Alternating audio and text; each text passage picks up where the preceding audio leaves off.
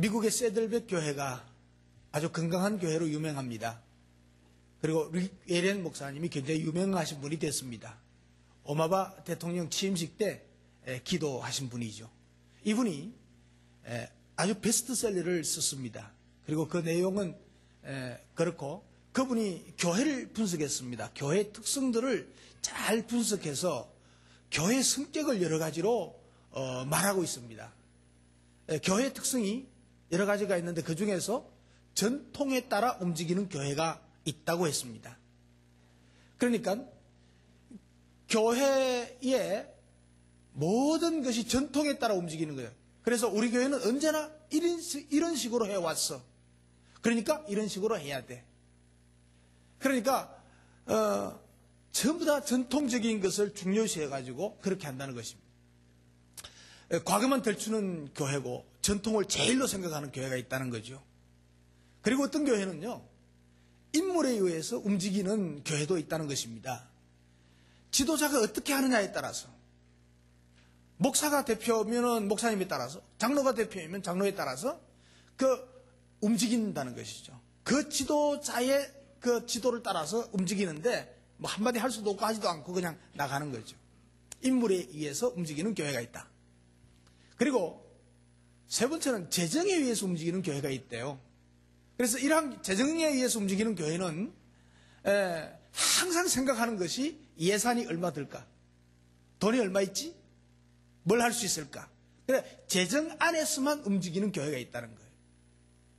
그리고 네 번째는 프로그램에 의해서 움직이는 교회가 있다는 거예요. 이러한 교회는, 프로그램에 의해서 움직이는 교회는 모든 에너지가 교회의 프로그램을 유지하고 지속하는 데 모아진다는 것입니다. 그래서 이런 교회는 계속 새로운 프로그램을 개발해서 그 프로그램을 계속하다 보니까 모두 다가 피곤해진다는 거죠. 뭐 그 외에도 있지만 이렇게 지적하면서 교회는 어느 특정한 하나에 움직이는 것이 아니고 목적에 의해서 움직이는 교회가 되어야 된다. 그래서 목적에 의해서 움직이는 교회라는 아주 그 베스트셀러를 이제 썼습니다. 물론 주체로서의 교회를 이끌어가는 분은 주님이십니다. 성령님이십니다. 교회가 어떠한 사역을 하느냐 하는 것에 있어서는 목적이 이끌어 가야 된다는 것입니다. 저도 이분의 말에 공감을 합니다. 교회가 서 있는 목적이 무엇인지 우리가 분명히 아는 것이 필요합니다. 그래서 다른 방향으로 가지 않고 그 목적을 놓고 그 방향으로 온 성도가 일치해서 나아갈 때 교회가 교회다워질 수가 있다는 것입니다. 그리고 건강한 교회로 성장해 갈 수가 있다는 것입니다. 요즘 사람들은 건강에 대한 관심도가 점점 더 높아지고 있는 것을 볼 수가 있죠. 교회도 이제 건강한 교회라는 말을 씁니다. 건강하게 살기 위해서, 보다 즐겁게 살기 위해서 대단한 관심과 노력을 아끼지 않고 모두 다 투자하지 않습니까? 그런데 사실은요, 육체의 건강도 중요하지만은 마음의 건강이 더 중요하다는 것입니다. 그럼에도 불구하고 마음이 병들어 있는 분들이 많다는 것입니다. 이 마음의 병은 사랑의 결핍에서 생긴다는 거죠. 아무리 어렵게 살아도 사랑을 듬뿍 받고 사는 사람은 마음이 병들지 않는다는 것입니다. 그러니까 음식의 영양실조보다 사랑의 영양실조가 더 위험한 것이라는 거죠. 무서운 범죄는요, 모두가 다 사랑의 영양실조에서 발생을 합니다. 요즘 신문과 텔레비전을 통해서 알려진 모든 살인사건, 큰 사건들의 범죄자들, 사랑의 영양실조에 다 걸려있는 사람들. 이 세상의 모든 문제가 그 뿌리를 들여다보면 사랑 결핍에서 시작이 됩니다. 충만한 사랑이 있으면 모든 문제가 되질 않습니다.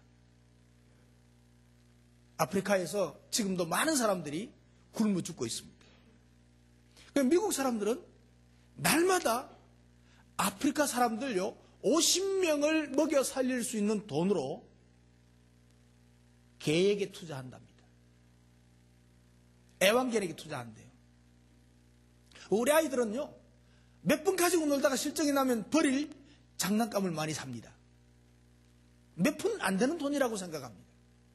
그래서 신경 쓰지 않습니다.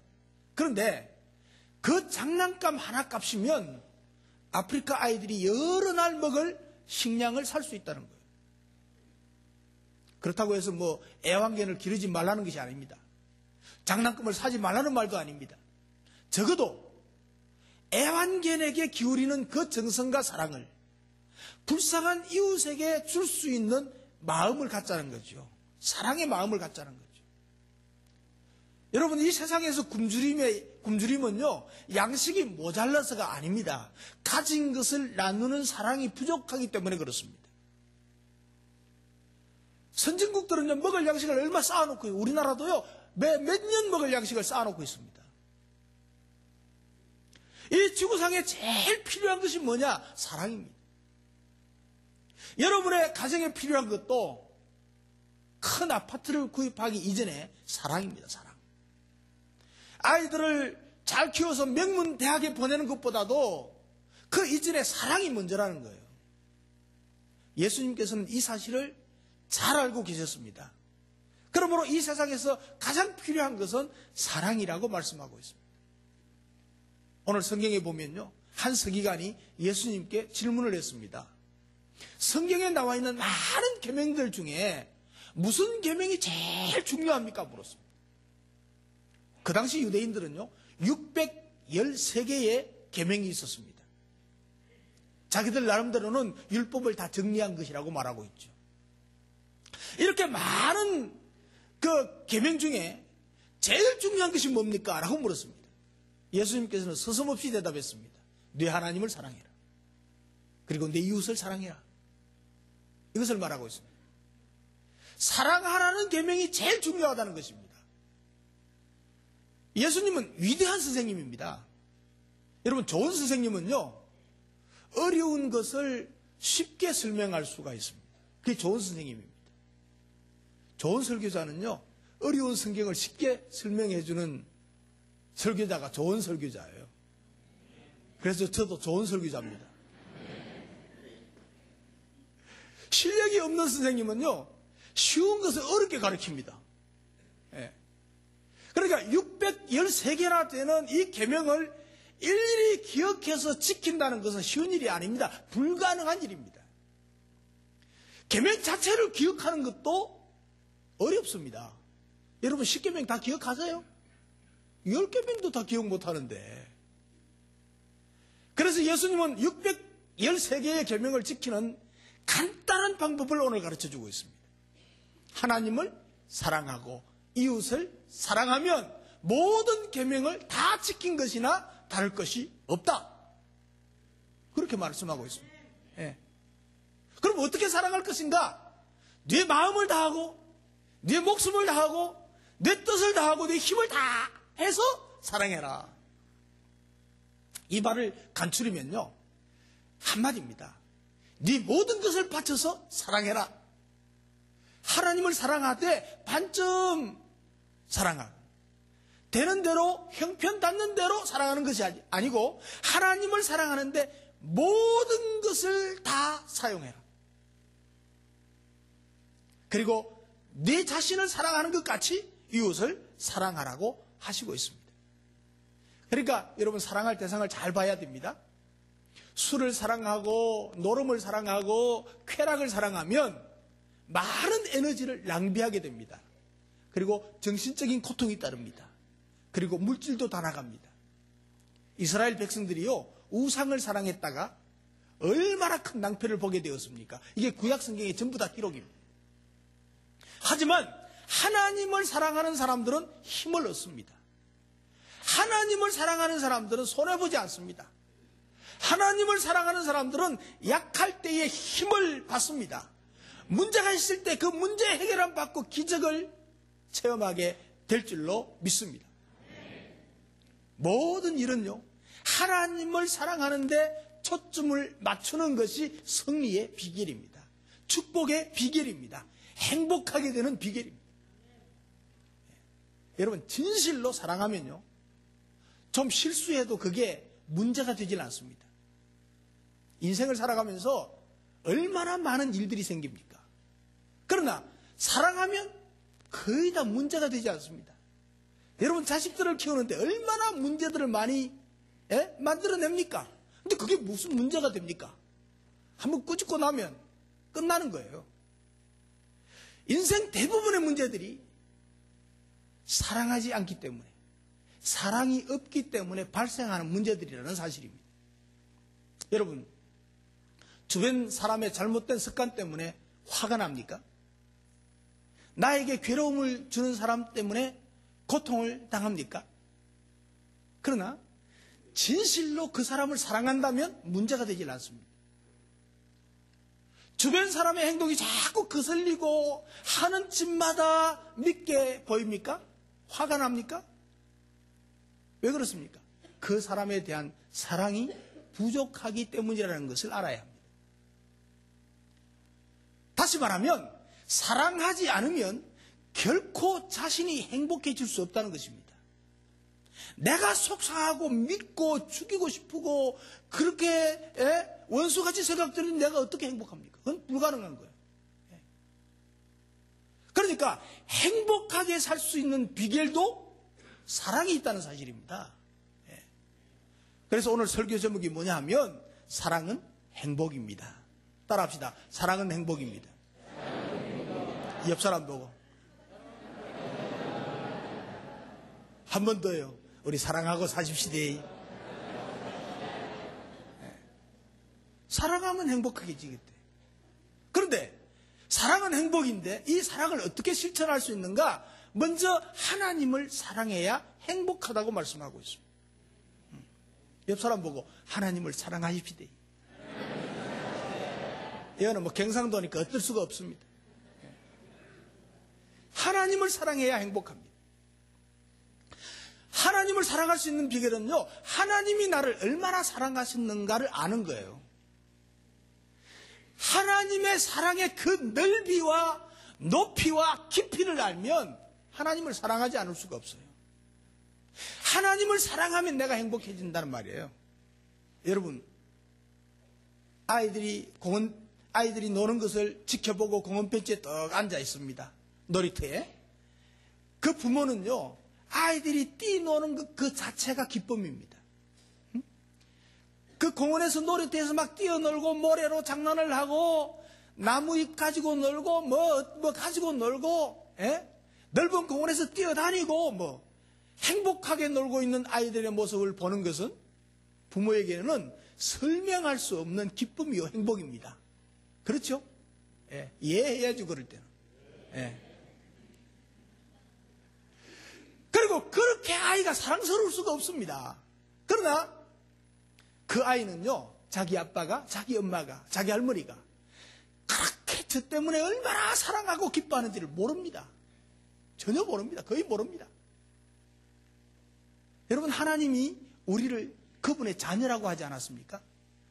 하나님이 우리를 바라볼 때 우리가 우리의 자녀를 바라보고 기뻐하고 행복해 하듯이 하나님이 우리를 보고 그렇게 기뻐하고 행복하고 하나님이 우리를 사랑하시기 때문에 그렇다는 말입니다. 그런데 우리는 생각하기를 우리가 하나님께 특별한 일을 해드리거나 특별한 것을 더 해야지 하나님이 나를 사랑할 것이라고 생각하고 있습니다. 그렇지 않습니다. 하나님이 우리를 사랑하시는 것은 우리가 하나님의 자녀이기 때문에 하나님이 우리를 그저 사랑하고 기뻐하고 행복하고 좋아하시는 것입니다. 아이들이 사랑스러운 것은 부모에게 무엇을 해줘서가 아닙니다. 저가 뭐 해줬어요? 아무것도 안 해줬죠. 이유는 한 가지입니다. 내 자녀이기 때문에 사랑하는 겁니다. 하나님은 나를 사랑하십니다. 하나님은 여러분 한 사람 한 사람을 사랑하십니다. 그리고 나 때문에 하나님이 기뻐하시고 계시는 것입니다. 스바냐 3장 17절에요. 너의 하나님 여호와가 너희 가운데 계시니 그는 구원을 베푸실 전능자이시라. 그가 너로 인하여 기쁨을 이기지 못하고 나 때문에 여러분 때문에 기쁨을 이기지 못한대요. 너를 참참히 사랑한다. 너로 인하여 즐거이 부르면서 기뻐한다고 그랬어요. 이 찬양 너무 좋은데 한번 해봅시다. 너의 하나님 여호와가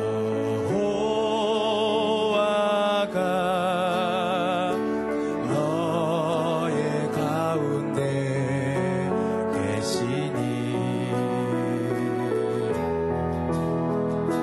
그는 구원을 베푸실 전능자시라.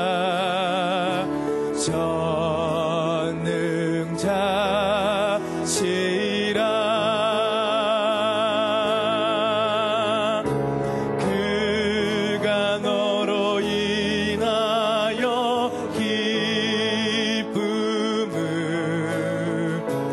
얘기지 못하시며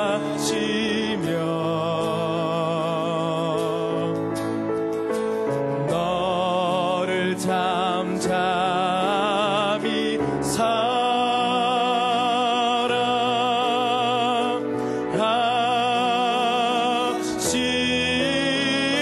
사랑하시며 즐거이 부르며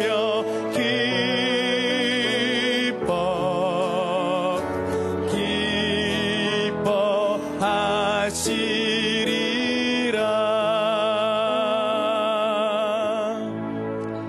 하나님이 우리를 보고 너무너무 기뻐하신대요. 하나님이 나를 사랑하신 것은 내가 하나님께 예쁜 짓 해서 성품이 좋아서 사랑하는 것이 아니고 하나님의 자녀라고 하는 한 가지 조건 때문에 사랑하신다는 것이요. 하나님이 너무 기뻐하신대요. 하나님이 너무 즐거워하신대요. 여러분, 하나님은요, 사랑을 하시되 시끄럽게 요란하게 사랑하시는 것이 아닙니다. 어떤 사람은요, 시끄럽게 요란하게 사랑하는 사람이 있어요. 조용히 잠잠하게 사랑하는 사람도 있습니다. 평상시 모든 일이 잘 될 때는요, 시끄럽게 요란하게 자기가 다 사랑하는 것처럼 보여져요. 그 사랑이 굉장히 돋보입니다. 그러나 정말 어려워서 꼭 사랑이 필요할 때면 요란하게 사랑한 사람은 다 엉뚱소리하고 모두 떠납니다. 평상시에는 좀 쌀쌀맞은 것 같기도 하고 나를 사랑한다고 느끼지 못할 때, 꼭 사랑이 필요할 때가 되면 잠잠히 그 사랑하는 사랑이 빛나게 되는 것을 볼 수가 있습니다. 이와 같이 하나님의 사랑은 요란하지 않습니다. 시끄럽지 않습니다. 어떤 때는 하나님이 나를 사랑하지 않는 것처럼 느껴지기도 합니다. 심지어는 하나님이 나를 버리신 것이 아닌가 싶을 때도 있습니다. 그러나 잠잠히 조용히 요란하지 않게 하나님은 그의 자녀들을 사랑하시는 것을 믿습니다. 하나님은 저와 여러분들을 사랑하시는 것을 믿으시기 바랍니다. 하나님이 세상을 이처럼 사랑하사 독생자를 주셨으니 이는 저를 믿는 자마다 멸망치 않고 영생을 얻게 하려 하심이니라. 하나님은 우리를 사랑하셔서 독생자 예수 그리스도를 보내주시고 그가 십자가에 달려 죽으시기까지 내어주셨습니다. 저와 여러분 한 분 한 분은 정말 존귀한 분들입니다. 왜냐하면 하나님이 사랑하시는 사람들이기 때문에 귀한 자들입니다. 자신이 얼마나 귀하고 아름다운 존재인지를 알아야 합니다. 여러분이 귀한 것은 좋은 직장이기 때문에, 좋은 명예 때문이 아니고 하나님이 사랑하시고 여러분을 위해서 그의 아들을 주셨기 때문에 여러분은 사랑받을 사람이고 귀한 사람이고 존귀한 사람인 줄로 믿으시기 바랍니다. 모든 사람들이 자신의 부족함을 느끼면서 살아갑니다. 심한 경우에는요, 자신은 쓸모없는 인간이라고 생각하기까지도 합니다. 그러나 여러분의 부족한 것 때문에 우리 주님께서는 십자가에서 죽으셨습니다. 우리의 부족을 다 채우고 우리의 죄를 다 채워주셨습니다. 나를 사랑한 하나님의 사랑이 얼마나 큰가를 알면 하나님을 사랑할 수밖에 없습니다. 그러면 우리가 하나님을 사랑한다는 표현을 어떻게 할까? 사랑하면 반드시 표현하게 되어 있습니다. 하나님을 사랑한다는 표현은 하나님의 계명을 지키는 것이다, 이렇게 말씀하고 있습니다. 하나님을 사랑하는데 그럼 하나님 어떻게 사랑할 것인가? 하나님의 계명을 지키는 것이다 그랬습니다. 나는 하나님을 사랑한다고 말하고 하나님의 계명을 전혀 지키지 않으면 하나님을 사랑하지 않는 것입니다. 그래서 예수님께서는 이렇게 말씀하시죠. 나의 계명을 가지고 지키는 자라야 나를 사랑하는 자니. 나를 사랑하는 자는 내 아버지께 사랑을 받을 것이요 나도 그를 사랑하여 그에게 나를 나타내리라. 하나님을 사랑하는 사람은 하나님의 계명을 지킬 것이다. 하나님의 계명을 지키고 하나님을 사랑하는 사람은 내가 그와 함께해서 나타내 주겠대요. 하나님이 사랑하시는 것을 보여주고 함께해 주시겠대요. 기적을 보여주시겠대요. 사도 요한도 이렇게 말했어요. 하나님을 사랑하는 것은 이것이니 우리가 그의 계명을 지키는 것이니. 계명을 지키는 것, 그것이 하나님을 사랑하는 표현이라는 것입니다. 사랑하되 내 모든 것을 다 바쳐서 사랑하는 것입니다. 이게 보이지 않는 하나님을 어떻게 사랑할까? 하나님을 사랑하는 궁극적으로 나타나는 표현, 모습이 어떻게 나타나는가 하니까 주일 예배입니다. 여러분, 주일 하루를 하나님께 드리면서 이렇게 나와서 예배 드리는 이 모습 하나님이 기뻐하시고 하나님을 사랑한다는 증거예요. 바쁜 일 있다고 뭐 갚으리고 뭐 돈 벌겠다고 갚고 뭐 다 갚으면 하나님 사랑하는 게 아니에요. 그리고 여러분 우리 교회에서 목장 모임에 참여하는 것 하나님을 사랑하는 증거입니다. 하나님을 사랑하는 사람은 아무리 바빠도 무슨 일이 있어도 제끼고 그것부터 먼저 합니다. 하나님께 먼저 나옵니다. 제가 계속해서 강조하는데요. 주일 예배 모임과 목장 모임은 일치입니다. 우리 교회는 목장 모임에 안 나오면 하나님 사랑하는 거 아닙니다. 그리고 주일 예배 안 나오면 하나님 사랑하는 거 아닙니다. 하나님 사랑하는 것은 다른 걸 희생하고 포기하고 하나님께 집중하는 것입니다. 이것은 하나님의 계명을 지키는 표대가 되는 것입니다. 그래서 우리가 하나님을 사랑하되 마음과 몸과 모든 것을 목숨을 다해서 사랑하라는 것은 무슨 말인가 하니까 여러분 마라톤 하는 사람과 자동차 경주하는 사람들은요 그 경주를 통해서 경주를 하는 동안 아무것도 보지 않습니다. 앞만 탁 봅니다. 죽을 힘을 다해서 뜁니다. 앞만 보고. 죽음을 무릅쓰고 자동차에 속력을 냅니다. 앞만 보고. 그래서 마음을 다하고 뜻을 다하고 목숨을 다하고 힘을 다해서 하나님을 사랑하라고 하는 뜻은 바로 신앙의 경주자가 되라는 것입니다. 신앙의 경주자로서 달리는데 이것 보고 저것 보고 이렇게 달려가면 하나님을 온전히 사랑할 수가 없고 계명을 지킬 수도 없다는 거예요. 그래서 여러분 신앙의 경주자가 되어서 하나님만 향해서 달려가는 여러분 되시기를 주님의 이름으로 축복합니다. 그리고 사랑은 행복인데 어떻게 해야 되느냐? 이웃을 사랑해야 행복합니다. 옆 사람 보고 이웃을 사랑해야 행복합니다. 한 번 더요. 이웃을 사랑하고 삽시다. 예수님은 하나님의 사랑과 함께 이웃 사랑에 대해서 말씀하시고 계십니다. 여러분 이것은 무슨 말인가 하니까 하나님과 사람들을 구별하지 않고 있다는 거예요. 하나로 생각하고 있다는 거예요. 다시 말하면 하나님을 사랑하듯이 이웃을 사랑해야 되는데 하나님이 하나님이고 이웃이 하나님이라 이 말입니다. 그러니까 누구든지 하나님을 사랑하노라 하고 그 형제를 미워하면 이는 거짓말하는 자다 그랬습니다. 보는 바 형제를 사랑하지 아니하는 자가 보지 못하는 보이지 않는 바 하나님을 사랑할 수가 없느니라. 보이는 이웃을 사랑하지 않으면서 보이지 않는 하나님을 사랑한다는 것은 그건 말이 안 된다 이 말이에요. 우리가 하나님을 사랑한다면 그 사랑이 사람에게로 흘러가야 합니다. 가장 가까운 이웃, 곧 내 남편과 내 아내, 내 자녀, 부모, 형제와 친지, 친구들, 이웃집, 직장 동료, 심지어는 원수까지도 사랑할 수 있어야 그게 진정한 사랑입니다. 이웃을 사랑하려면 먼저 나 자신을 사랑해야 돼요. 그래서 내 이웃을 내 몸과 같이 사랑해라고 그랬잖아요. 내 몸을 사랑하듯이 이웃을 사랑해라고 그래요. 자기 몸을 사랑할 수 없는 사람은 이웃을 사랑할 수가 없습니다. 사랑을 많이 받아본 적이 없는 사람은 자신을 사랑할 수가 없어요. 그래서 어릴 때 사랑을 많이 받아보지 못해도 하나님을 알고 하나님의 사랑을 많이 받고 느끼는 사람은 사랑을 다 줄 수가 있고, 받지 못했던 그 사랑도 다 사랑으로 듬뿍 받게 되어 있습니다. 사랑의 시작은 자신을 사랑하는 데서부터 시작된다는 사실입니다. 그래서 남을 사랑할 수 있는 사랑의 수준은 자신을 사랑하는 사랑의 수준입니다. 내가 나를 얼마나 사랑하는가, 내가 나를 요만큼 사랑하면 남에게 요만큼 사랑해 줄 수 있습니다. 내가 나를 이만큼 사랑하면 나도 남에게 이만큼 사랑을 베풀 수가 있습니다. 자신을 조금밖에 사랑할 줄 모르는 사람은 남도 조금밖에 사랑할 수밖에 없습니다. 자신의 삶에 충실하고 자신의 삶에 기쁨이 있어야 남을 사랑할 수 있죠.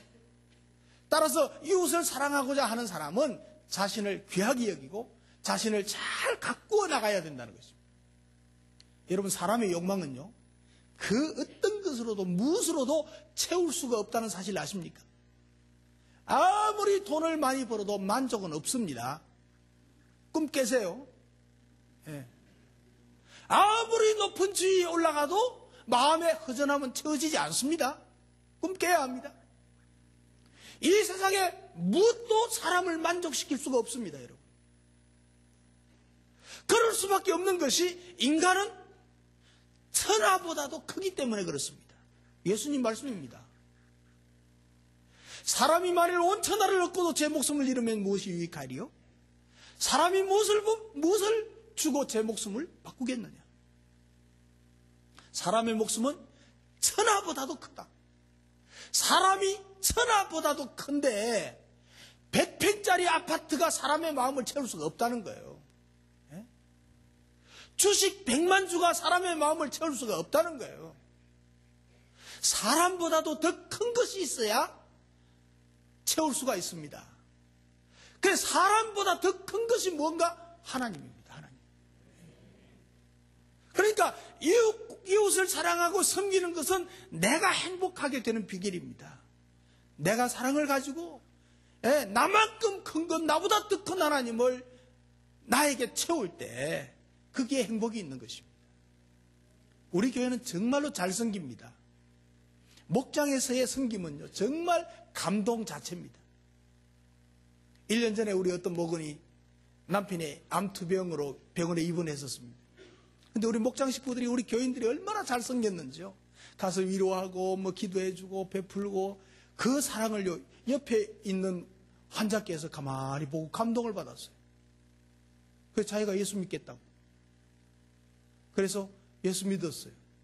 지난주에 등록했어요. 그 전에 벌써 우리 임 목사님 가서 예수 영접하고 영접 기도 드리고.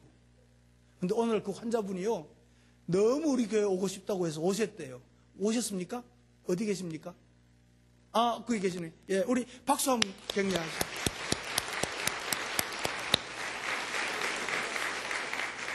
우리 사랑의 섬김의 결과입니다. 열매입니다. 예. 이 감동을 줘야 되는 감동을. 그래서 얼마나 순수한지요. 정말 순수하고 귀하게 보입니다. 감사합니다. 잘 오셨습니다. 그래서 우리가 목장 안에서 목원들 잘 섬깁니다. 서로의 섬김도 감동입니다. 정말 눈물 겪기도 합니다. 뿐만 아니고 VIP들, 그 전도 대상자들의 섬김도 놀라울 뿐입니다. 요즘 우리 보고를 보니까요, 얼마나 VIP에 대한 열정이 대단한지요. 제가 좀 챙기니까 그런 것 같아요. 아무튼 좋습니다. 그러니까 VIP들, 안 믿는 불신자들, 이웃들이 말이죠, 애를 먹여도 속상하게 해도 어떤 요구를 해도 인내하면서 계속 살아갑니다. 어떤 분들은 막 속상해하는 분도 계세요. 좀 느긋하게 기다리고 인내하세요. 내가 그러고 답글을 적어 놓습니다. 여러분, 인내하며 계속해서 사랑합니다. 정말 대단합니다. 정말 저는 자랑스럽습니다. 사랑하는 성도 여러분, 여러분들이 목원들을 섬기고 그 VIP들을 사랑하듯이 이 조목사도 좀 사랑해 주시기를 부탁드립니다. 사랑하는 마음으로 좀 봐주시고 격려해 주시고 축복해 주시기를 바랍니다. 우리 부목사님들과 목회사역자들, 직원 여러분들에게도 정말 사랑해 주시기 바랍니다. 원수도 사랑해야 되는데, 여러분들을 위해서 밤낮 기도하고 사랑해주고 그러는데 미워할 게 뭐 있습니까? 딴지 걸 필요도 없잖아요, 사실. 여러분의 아내와 남편, 자녀들, 집안 식구들을 사랑하고 이해하고 용서하고 섬기며 그러면서 이웃과 원수를 사랑하는 그게 돼야 되죠. 자신들의 가족도 남편도 아내도 사랑 못하면서 이웃을 사랑한다는 건 안 돼요. 허식이에요. 허식. 먼저 나를 사랑하고 그리고 가족을 사랑하고 그리고 교회 안에서 그리고 교회 밖에서 이웃을 사랑하고 섬김을 통해서 행복을 만들어 누리는 여러분 되시기를 주님의 이름으로 축복합니다. 하나님을 사랑하고 이웃을 사랑하면서 진정한 행복자가 되시기를 바랍니다. 하나님을 사랑하십시오. 그래서 그 크신 하나님으로부터 여러분의 인생을, 여러분의 영혼을 채우시기 바랍니다. 여러분의 인생에 만족과 기쁨이 있게 될 것입니다. 무슨 일을 하든지 어떤 위치에 있든지 그것이 중요하지가 않습니다. 지금 있는 그 자리에서 어떻게 하면 하나님을 사랑하며 이웃을 사랑할 수 있을 것인가, 그것을 생각하고 실천하시기를 바랍니다. 이 일은 세상에서 가장 위대한 일입니다. 가장 큰 계명은 하나님과 이웃을 사랑하는 것입니다. 사랑은 행복의 열쇠입니다. 사랑은 성공의 열쇠입니다. 사랑은 기쁨의 열쇠입니다. 사랑은 행복입니다. 기도하겠습니다.